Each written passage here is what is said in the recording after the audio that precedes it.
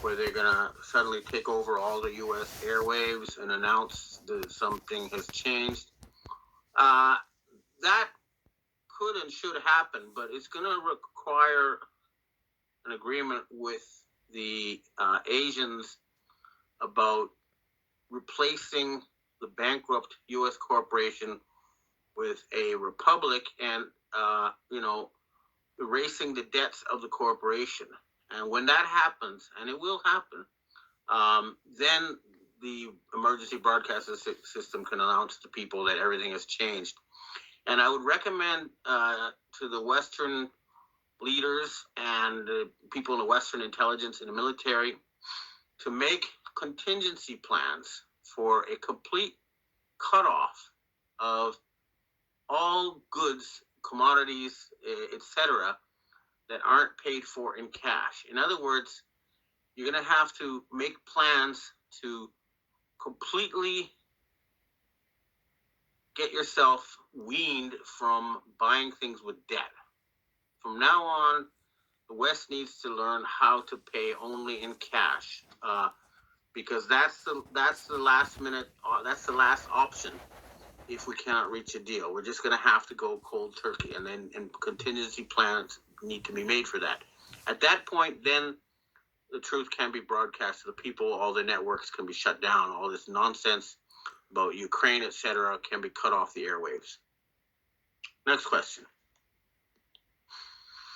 Can you confirm that there is a shadow military waiting on standby in each G7 country and America, which will be activated when the time is right for final takedown of these illegal and evil regimes once and for all? This goes with the narrative everyone seems to be relaying from multiple sources. The timing seems to be in the next 3 months. What do you think about this? There is definitely a majority in the intelligence and military leadership of the West who are the white hats who want to do the right thing, and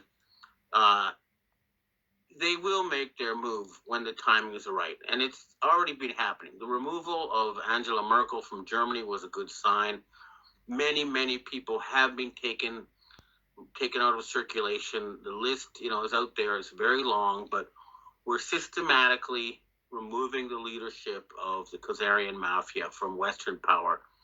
And when the time is right, there should be public announcements about this. But yes, the white hats are all over the place, and they are in the majority by far. Just the problem is always concentrated at the very top levels. Remember that. Okay, next question. With hyperinflation looking more and more likely, what kind of financial advice can you give for personal wealth preservation? Is physical gold and silver the only safe play nowadays? I had a friend who bought a house and 30 acres of land in Argentina for 10,000 pesos. Then they had hyperinflation in Argentina, and 10,000 pesos was the price of a box of cigarettes. However, this man still had his farm and his 30 acres. It didn't matter to him.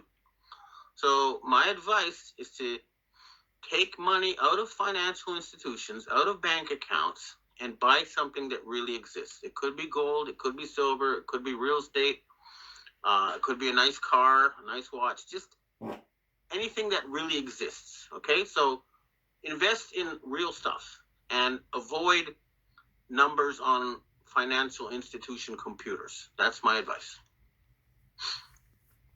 Next question. Fox Television are dropping bombs about the truth, and it's finally being reported that's Hunter Biden's laptop, the Durham investigation, pedophiles, and Disneyland transgender agendas in schools are being purposely reported now by Fox News. Is this purposely a trickle on one channel only? But then if they're still pushing lies about the war in Ukraine, why is it specifically that Fox News is reporting these things, but other agencies are not? Okay, the difference between Fox News and other big media corporations is that Fox News is an actual media corporation. It started out with some Australian newspapers, and you can see how Rupert Murdoch grew his empire, through the actual news business, which is reporting the truth from the real world, but also doing so in a manner that people find easy to digest. The other big media conglomerates were bought out by families that had no experience in the media industry. They just simply were close to the owners of the Federal Reserve Board, and they bought out, media corporations for propaganda purposes. So they are not media companies. They are propaganda companies, owned by the families that own the Federal Reserve Board. Whereas Fox News was an organically grown natural media corporation. That's the difference. So they do what the media is supposed to do, which is go to the real world and report the truth, regardless of where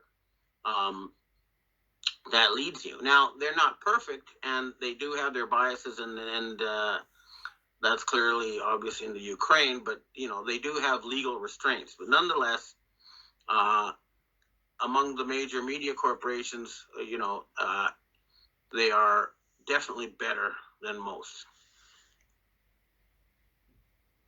Next question.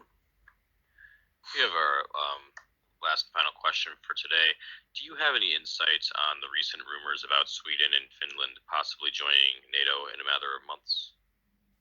I don't have any special information on that. I know that there was some kind of battle on a Baltic island that stopped Finland and Sweden from joining NATO previously. I don't think it's in their interests to join NATO. I think that Marine Le Pen, the French presidential candidate, has it right, which is that Russia should be included in NATO and a whole new European architecture. And that's the answer, not to fight Russia, but to have Russia join the West. They are a European country, and they should join with Europe.